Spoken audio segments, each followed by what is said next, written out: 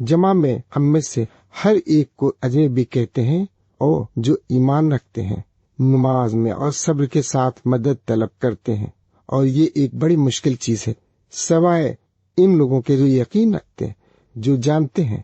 کہ وہ اپنے رب کا سامنا کرنے والے ہیں، کہ ان کی واپسی کی طرف ہے۔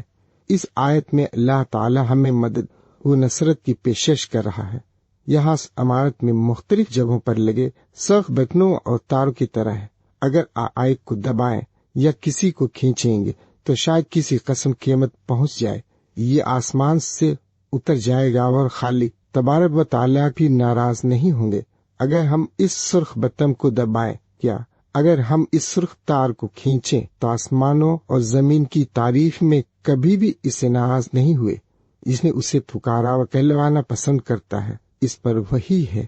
جو جواب دیتا ہے۔ یہ اس کی فطرت ہے۔ تو اس سرخ بٹن کی نوعیت کیا ہے؟ وہ کہتا ہے کہ نماز میں مدد لواس لیے وہ یہ نہیں کہہ رہا ہے کہ تمہیں یہ کام ضرور کرنا چاہیے، وہ کہہ رہا ہے کہ وہ تمہاری مدد کریں گے۔ اس طرح تم لوگوں سے نمٹتے ہو۔ دنیا کی مشکلات یہ ہے کہ آپ اپنے آپ کو کیسے بچائیں، ان کی سختیوں سے بچاؤ صرف آپ کی مدد کے لیے ہے۔ اللہ بال وہ لفظ ہے جو نیچے جانا ہے، اس سے کہتے ہیں کہ ایک ہوائی جہاز کو جدید عربی میں کہتے ہیں، اور وہ اس زمین پر اترتا ہے، اور پھر آدم کو اپنے رب کی طرف سے کچھ کلمات موصول ہوئے اور وہ اس کی طرف متوجہ ہوئے، جن کے مطابق اہل تپر کے نزدیک یا اللہ کا مطلب ہے آدم کی طرف توبہ کی یا آدم نے اپنے رب کی طرف توبہ کی۔ لیکن یقینا دونوں ایک ہی رجحان کو دیکھنے کے مختلف طریقے ہیں، لیکن بات یہ ہے کہاں اس مقام پر اصل گناہ کے نیچے ایک لکیر کھینچی گئی ہے۔ لیکن اس کا یہ مطلب نہیں کہ ہماری پریشانیاں ختم ہو گئیں۔ اس کا مطلب یہ نہیں ہے کہ اصلیتی کی نقل نہیں ہو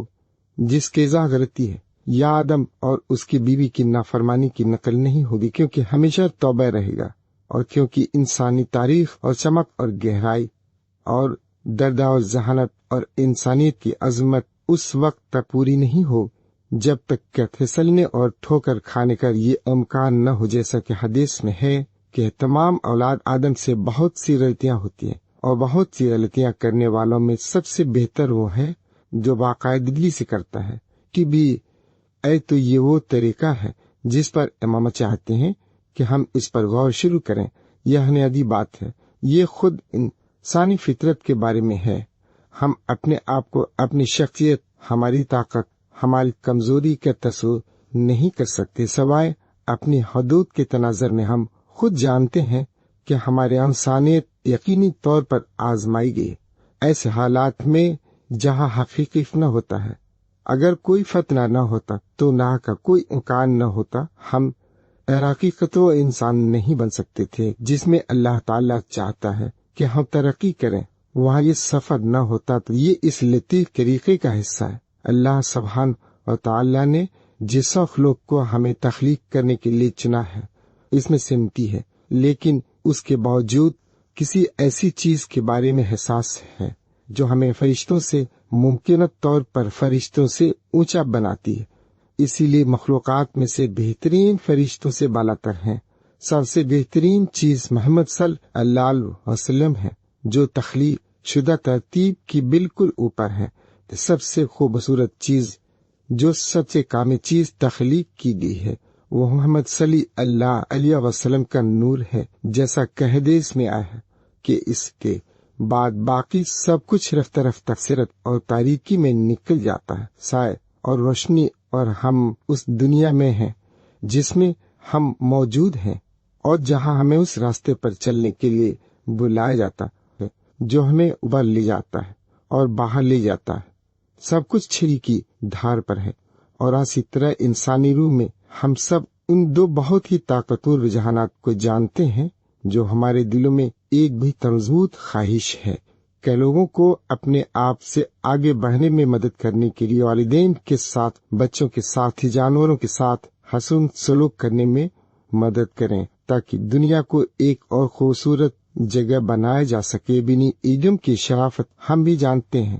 ہماری روحوں کے اندر وہ لالچ ہے جو ہمیں اپنی طرف کھینچتی ہے، اس ذوق کو دیکھو کہ یہ سنو کہ یہ سب کرو، وہ کام جو اکثر ہمیں پکڑ لیتے ہیں، یہ کانٹے ہتھیلی پر متوازن رہتے ہیں، کنارے اور اس کا حصہ ہے۔ اللہ کی تخلیق کی باری بینی انسانی دل میں اب اس کی بنیاد کیا ہے، اور امام آگے اس کے بارے میں بات کریں گے۔ کہاں انسانی مادہ کی بنیاد کیا ہے؟ یہ مادہ جس میں یہ دونوں ہیں، طاقتور حیوانات جو اچھائی تک پہنچنا چاہتے ہیں، تاریک اور بدصورت اور تباہ کن چیزوں تک بھی پہنچنا چاہتے ہیں، اور یہ نہ ختم ہونے والی جنگ جو ہمارے اندر ہے، اس کا علاج کیا ہے، اس کی تشخیص اچھی طرح سے ہے۔ امام فرماتے ہیں کہ انسانی دل یہاں ایک دھاتی کھوٹ کی طرح ہے، اور ہم سب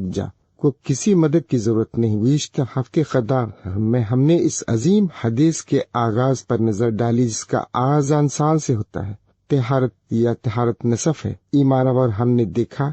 کہ یہ کیسے چلتا ہے۔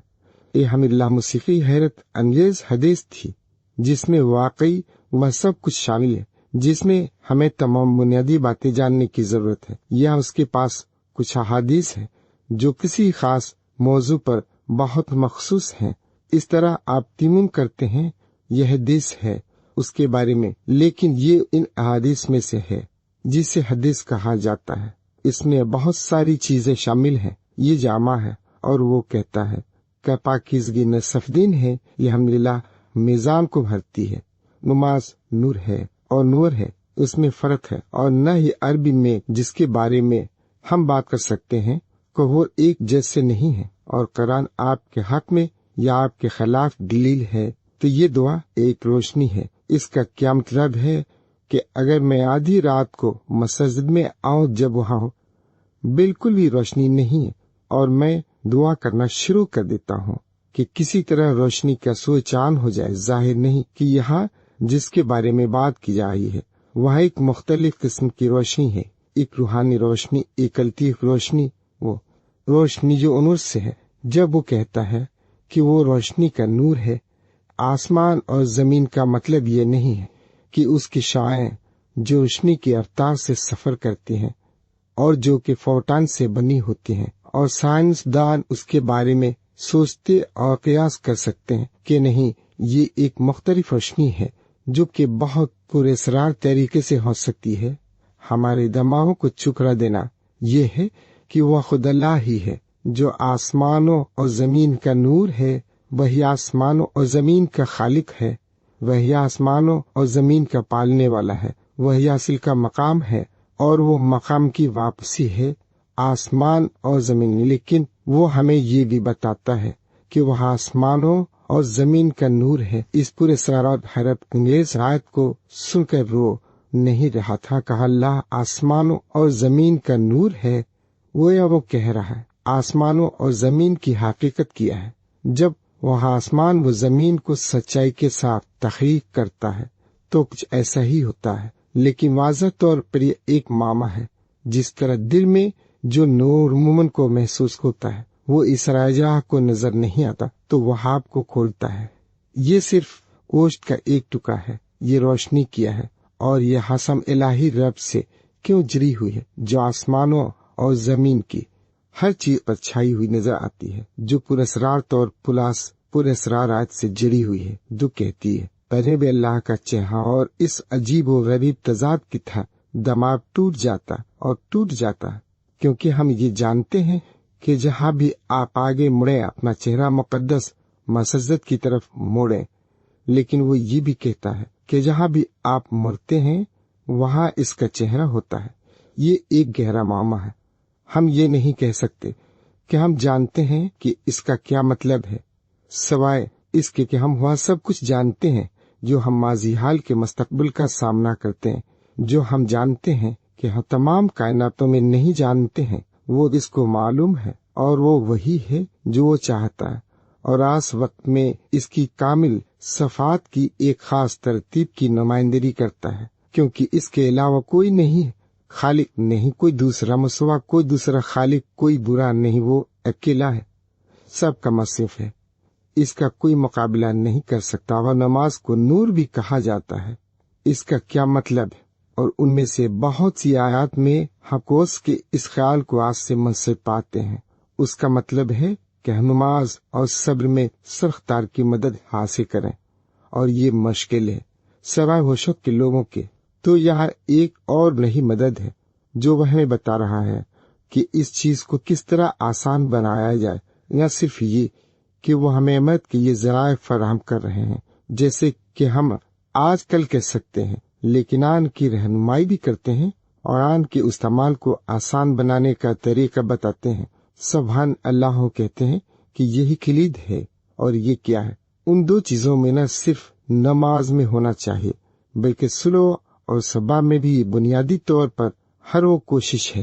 جو ہم سے بچنے کے لیے کرتے ہیں، جس کو وہ پسند نہیں کرتے، اور زندگی کے اس خوبصورت اور روشن نمونے کے مطابق زندگی بسر کرتے ہیں جو ہمیں حضور اکرم صلی اللہ علیہ وسلم نے دکھایا ہے، جس کا تقاضا ہے کہ وہ ہمیں بتا رہے ہوں کہ انہوں نے ہمیں وہ اشارہ دیا ہے جو وہ ہے ہمارے لیے۔ اس کے ہجی کرنے کے لیے ہمیں سوچنے یا قیاس کرنے یا اس پر عمل کرنے کی ضرورت نہیں ہے، اور وہ کہیں اور کہتا، لیکن ایمان والے کامیاب ہیں وہ لوگ جو اپنی نماز میں پیش قدمی کرتے ہیں۔ دنیا کی سب سے واضح بات یہ ہے، کہا کہ آپ نماز پڑھ رہے ہیں لیکن باطنی طور پر یہ نماز نہیں پڑھ رہے ہیں۔ آپ اپنے ناشتے کے بارے میں سوچ رہے ہیں، یا آپ یہ سوچ رہے ہیں کہ آپ کتنے تھکے ہوئے۔ ہوٹے سے مچھی کے ایک حصے کے سائے کی کوئی حقیقت نہیں ہے،